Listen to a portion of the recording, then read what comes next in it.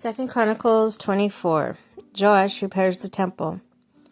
Joash was 70 years old when he became king, and he reigned in Jerusalem 40 years. His mother's name was Zebiah. She was from Beersheba. Joash did what was right in the eyes of the Lord.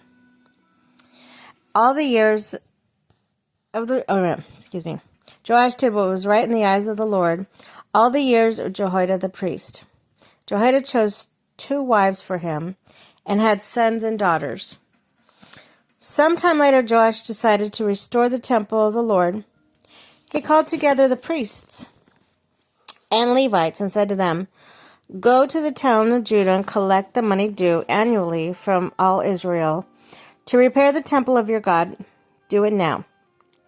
But Levites did not act at once. Therefore, the king summoned Jehoiada, the chief of priests, and said to him, "Why haven't you required the Levites to bring in from Judah and Jerusalem the tax imposed by Moses, the servant of the Lord, and by the assembly of Israel in the tent of the covenant of law?" Now the sons of the wicked woman Athaliah had broken into the temple of God and had used its sacred objects for Baals.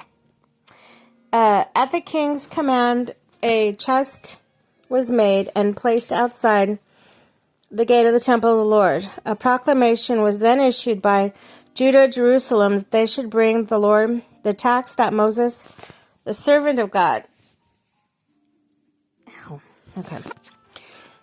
had required of Israel in the wilderness. All the officials, all the people brought their contributions gladly, dropping them into the chest until it was full. Whenever the chest was brought in by the Levites to king officials, they saw that there was a large amount of money. A royal secretary and the officer of the chief priests would come and empty the chest and carry it back to its place. They did this regularly and collected a great amount of money. The king and Jehoiada gave to those who carried out the work required for the temple of the Lord. They hired masons and carpenters to restore the Lord's temple, and also workers in iron and bronze to repair the temple. The men in charge of the work were diligent, and the repairs progressed under them. They rebuilt the temple of God according to its original design and reinforced it. When they had finished, they brought the rest of the money to the king of Jehoiada, and with it were made articles for the Lord's temple, articles for the service, and for the burnt offerings, also dishes and other objects of gold and silver. As long as Jehoiada lived, burnt offerings were presented continually in the temple of the Lord.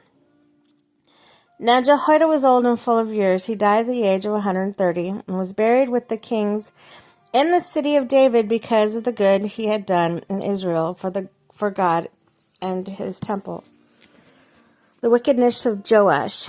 After the death of Jehoiada, the officials of Judah came and paid homage to the king, and he listened to them. They abandoned the temple of the Lord and God and their ancestors and worshipped Asherah poles and idols because of their guilt. God's anger came upon Judah and Jerusalem. Although the Lord had sent prophets to the people to bring them back to him, and though they testified against them, they wouldn't listen. Then the Spirit of God came to Zechariah, son of Jehoiada, the priest. He stood before the temple and said, "This is what God says. Why do you disobey the Lord's commands? You will not prosper. Because you have forsaken the Lord, he has forsaken you." But they plotted against him, and they ordered the king, they stoned him to death in the courtyard of the Lord's temple. King Joash did not remember the kindness of Zechariah, father, Jehoiada had shown him, but killed his son, who said as he lay dying, "May the Lord see this and call you to account." And the turn of the year, the army of Aram marched against Joash and invaded Judah and Jerusalem and killed all the leaders of the people. They sent the plunder to their king in Damascus. Although army came with only a few men, the Lord delivered into their hands as a much larger army. Because Judah had forsaken the Lord, the God of their ancestors, judgment was executed on Joash. When the Arameans withdrew, they left Joash severely wounded. His officials conspired against him for murdering the son of Jehoiada, the priest, and they killed him in his bed. So he died and was burned in the city of David, but not in the tombs of the kings.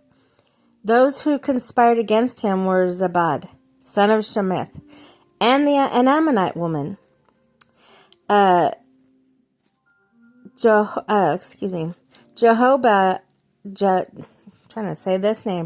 Jehozabad, son of Shimrith, a Moabite woman.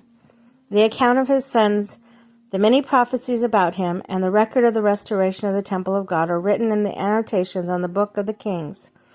And Amaziah his son succeeded him as king.